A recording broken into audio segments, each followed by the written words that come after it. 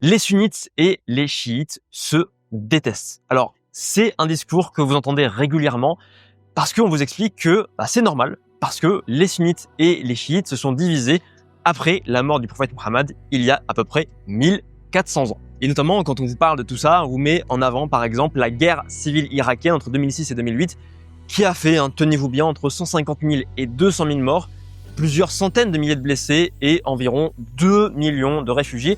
Et cette guerre, on vous l'explique comme une guerre religieuse entre des sunnites et des chiites. Alors, dans cette vidéo, je vais vous montrer pourquoi déjà la réalité, elle est plus complexe et surtout que cette vision, elle est même erronée. Alors sur ce, on passe directement à la vidéo et aux explications. Alors déjà, pourquoi je vous parle de ce sujet ?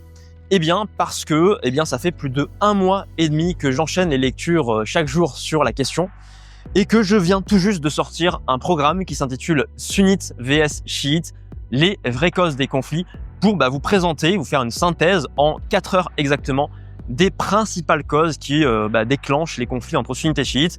Et vous verrez dans ce programme-là que, en réalité, les causes religieuses sont véritablement minoritaires. Donc si ça vous intéresse, vous pouvez déjà aller voir dans le premier lien en description et je vous expliquerai un petit peu finalement qu'est-ce qu'il y a dans ce programme, quelles sont les choses que vous allez apprendre à la fin de cette vidéo. Et donc pour que ce soit plus clair pour vous, tout ce que je vous dis là, tout ce que j'avance, on va prendre un exemple et justement cet exemple, ça va être la guerre civile irakienne de 2006 à 2008. Alors vous le savez sans doute, en 2003, les États-Unis ont envahi l'Irak et ça a été un choc pour la population irakienne et un renversement de situation total. Pourquoi ? Et c'est ça notamment qui a été un déclencheur de la prochaine guerre civile entre les sunnites, les Irakiens sunnites et les Irakiens chiites. Pourquoi ? Parce que depuis la création de l'Irak, alors ça faisait presque un siècle à l'époque, en 1921, c'était les sunnites qui étaient au pouvoir. Donc déjà un renversement qui est politique. Donc vous voyez déjà que la part du politique elle est extrêmement importante parce que les chiites sont arrivés au pouvoir et les sunnites ont perdu leur pouvoir et aussi d'une peur des chiites parce que les chiites auraient voulu s'en prendre aux sunnites. Et vous allez comprendre pourquoi avec la suite de la vidéo. Avec le second point qui est le second enjeu mais qui est un enjeu tout aussi important que le politique voire plus, c'est l'enjeu socio-économique. Pourquoi ? Parce que, je vous l'ai dit, à partir des années 1920, ce sont les sunnites qui sont au pouvoir et surtout ce sont les populations chiites qui sont pourtant majoritaires en Irak, il faut rappeler, notamment dans la région du sud. Eh bien, les populations chiites, elles sont marginalisées à la fois socialement et économiquement. Déjà parce que sous Saddam Hussein, d'un point de vue économique, les chiites sont défavorisés alors que vous savez, il y a le pétrole qui est extrêmement important pour l'Irak et alors que ce pétrole, il se trouve dans les régions du sud où se situent pourtant les populations chiites principalement. Donc déjà, elles n'en profitent pas par rapport à ça. Ensuite, les populations chiites n'ont pas accès ou ont des accès restreints à certains emplois et notamment dans les emplois du gouvernement, dans les hautes sphères du gouvernement qui encore une fois est largement sunnite.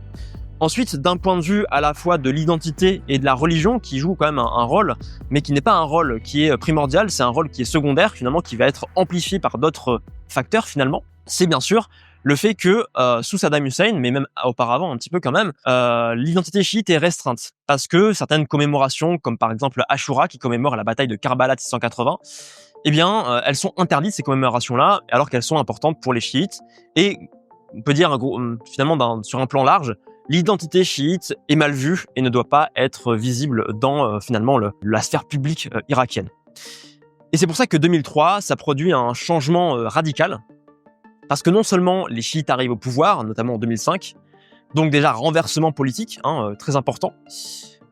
Non seulement avec tout ce contexte-là, vous comprenez pourquoi les sunnites aussi ont peur qu'il y ait une vengeance de la part des chiites, parce que le fait qu'ils soient marginalisés non seulement à renforcer leur rancœur vis-à-vis du pouvoir, mais aussi vis-à-vis des sunnites, ce qui est finalement assez simplifié parce que ce ne sont pas tous les sunnites évidemment qui sont coupables de tout ça, mais en plus le fait que leur identité elle soit marginalisée a fait que 2003 ça a été aussi pour eux le moteur d'une libération de l'identité chiite. Il faut savoir que par exemple 15 jours après la fin du régime de Saddam Hussein, donc on est vers la décembre 2003, 15 jours après, vous avez une commémoration chiite publique qui a lieu, donc ça n'avait pas eu lieu depuis des décennies, et ça a aussi beaucoup choqué les Irakiens sunnites qui n'avaient pas du tout l'habitude d'être face à cette identité chiite qui se revendiquait aussi frontalement. Donc vous voyez à travers cet exemple-là que Eh bien, la religion n'explique pas tout, très loin de là. Cette identité chiite, elle s'est cristallisée à travers des facteurs qui sont à la fois socio-économiques et politiques, et à travers surtout une marginalisation. Ensuite, on a aussi d'autres exemples de ce genre qui montrent que la religion n'est pas le facteur principal, notamment avec le printemps arabe.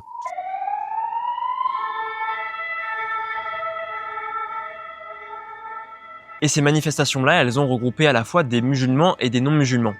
Et pourtant, le discours de Bachar al-Assad, eh bien, ça a été de dire que les manifestants étaient pareils aux terroristes du 11 septembre 2001. Autrement dit, il dit que les manifestants sont des religieux extrémistes, notamment sunnites, alors que à la base, les manifestations, encore une fois, regroupaient à la fois des non-musulmans et des musulmans, en sachant aussi que les manifestations à la base étaient surtout socio-économiques, encore une fois, parce que c'était des régions qui étaient marginalisées d'un point de vue socio-économique, et donc elles ont dérivé petit à petit, elles se sont finalement modifiées pour amener à des contestations politiques.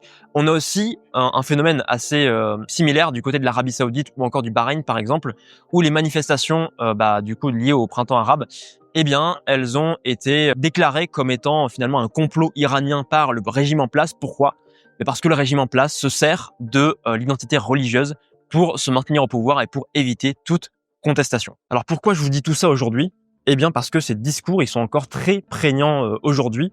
Ils sont, vous l'aurez compris, extrêmement simplistes et ils empêchent les musulmans finalement de mieux se comprendre entre eux, entre notamment les sunnites et les chiites, et ils invitent véritablement à l'absence de dialogue. Ils mettent des barrières entre les musulmans et ils n'invitent pas à la recherche d'un savoir profond, ils n'invitent pas finalement à une vision plus juste, ils n'invitent pas à mieux comprendre l'autre et donc à améliorer ces situations-là. Et ça vous impacte aujourd'hui, ça vous impacte parce que, notamment si vous êtes musulman, je pense que vos valeurs profondes, qui sont celles d'ailleurs défendues par l'islam et dans le Coran, c'est la vision d'un musulman qui doit toujours rechercher le savoir. Un musulman qui doit toujours rechercher la justice, l'équité, une vision plus juste, et un musulman qui doit privilégier le dialogue, la meilleure compréhension de l'autre par rapport au conflit, ne pas finalement se plonger dans le conflit directement. Et malheureusement, ces visions-là, elles contreviennent complètement à ces valeurs et à ces ambitions. Donc si aujourd'hui vous avez envie d'en apprendre plus, eh bien c'est compliqué, ça reste compliqué parce qu'il y a très peu d'ouvrages sur ce sujet-là, sur les sunnites et les chiites, en français notamment. 95% des ouvrages que j'ai lus pour mon programme sont en anglais, à part un seul ouvrage qui est celui de Laurence Louer et que je vous recommande fortement. Et dans tous les cas, ça vous prendra des dizaines et des dizaines d'heures de vraiment apprendre des choses solides sur cette question-là. Et donc pour vous, j'ai créé le programme Sunnite vs Chiite, les vraies causes des conflits. C'est une synthèse de 4 heures, donc en 4 heures, c'est la promesse que vous ayez une vision claire, des bases solides sur ces questions et qui, bien sûr, contredisent complètement cette vision simpliste qui est très diffusée aujourd'hui, malheureusement, et qui va beaucoup vous aider non seulement pour vous, parce que ça va vous aider à mieux débattre aussi entre vos proches, vos connaissances, ça va vous aider aussi à vous mettre en adéquation avec ces valeurs que j'ai citées juste auparavant, et ça va vous aider aussi à transmettre ces connaissances-là à vos proches, à vos enfants, si vous en avez. Et bien évidemment, c'est aussi un investissement sur l'avenir parce que, encore une fois, le fait de mettre des barrières entre les musulmans, ça contrevient totalement à cette idée, un idéal certes, mais qui est quand même un idéal qu'il faut poursuivre, de rapprochement entre les personnes, de rapprochement entre les musulmans. Et pour vous, je pense que c'est essentiel. Donc si ça vous intéresse, ça se passe sur le premier lien en description. En plus, je vous ai mis une petite réduction sur le programme. Alors pour vous parler un petit peu du programme, dans ce programme, bien sûr, on va aborder ensemble la question des débuts de l'islam et notamment de ce qui a suivi après la mort du prophète Mohammed. On va revenir, on va décrypter bien sûr cette vision des divisions entre les sunnites et les chiites. On va creuser le sujet de ce qui différencie les sunnites et les chiites, donc leurs points de désaccord, mais aussi leurs points d'accord qui ne sont rarement mis en avant. Et on verra, et c'est le plus important parce que en fait, la question dont je vous parle et pourquoi je vous dis que cette vision est extrêmement simpliste sur l'idée que ça fait 14 siècles que les sunnites et les chiites se divisent, c'est parce qu'en fait ça va encore plus loin, c'est parce que ce qu'on considère, ce qu'on explique comme étant des conflits religieux au 7e siècle, vous allez voir dans ce programme que ce ne sont qu'en petite partie des conflits religieux, mais qu'encore une fois c'est surtout la place politique qui prend une plus grande ampleur.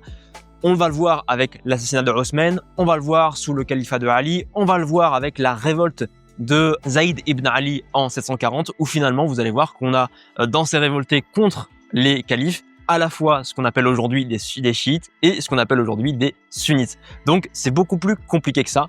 On va revenir aussi sur les conflits entre les Ottomans et les Safavides, donc conflits entre les sunnites et les chiites. Et surtout, on va revenir beaucoup plus en profondeur sur ces questions que j'ai commencé à aborder avec vous dans cette vidéo, c'est-à-dire les questions contemporaines avec l'importance, vous allez voir, de ces contextes des 19e, 20e siècle, c'est-à-dire que ces contextes-là, ils expliquent bien plus les choses, bien plus ces divisions, ces conflits entre sunnites et chiites, que ces conflits, ces soi-disant divisions du 7e siècle. C'est surtout le poids des contextes très récents entre les 20e, enfin surtout un peu 19e et surtout 20e et 21e siècle, qui expliquent ces divisions-là, avec l'exemple du Liban sous le mandat français, avec l'exemple de l'Irak, avec l'exemple du printemps arabe sous différents pays, la Syrie, l'Arabie Saoudite, le Bahreïn, le Koweït, le Yémen. Vous allez découvrir toutes ces questions-là dans ce programme. Encore une fois, si ça vous intéresse, ça se passe sur le premier lien en description. Et bien sur ce, je vous retrouve pour la prochaine vidéo. Dans la prochaine vidéo, on va voir ensemble justement, vous aurez 3 exemples de rapprochement d'événements qui ont rapproché les sunnites et les chiites. Des événements évidemment qui sont très peu connus par rapport à tout ce que je vous ai dit sur ces visions standardisées, parce que ce ne sont pas des sujets qui sont bankable, ce ne sont pas des sujets qui vont par exemple avoir une grande place dans les médias, parce que les médias, vous le savez, ils se focalisent très souvent sur le négatif, parce que ce qui nous parle à notre cerveau, c'est avant tout la vision simpliste et la vision négative, donc les conflits, finalement les divisions. Et donc je vais vous parler de tout ça dans la prochaine vidéo. Si bien sûr vous avez des questions sur cette vidéo, eh bien vous pouvez me les poser juste en dessous, et on se retrouve donc pour cette prochaine vidéo. Et jusque là, portez-vous bien.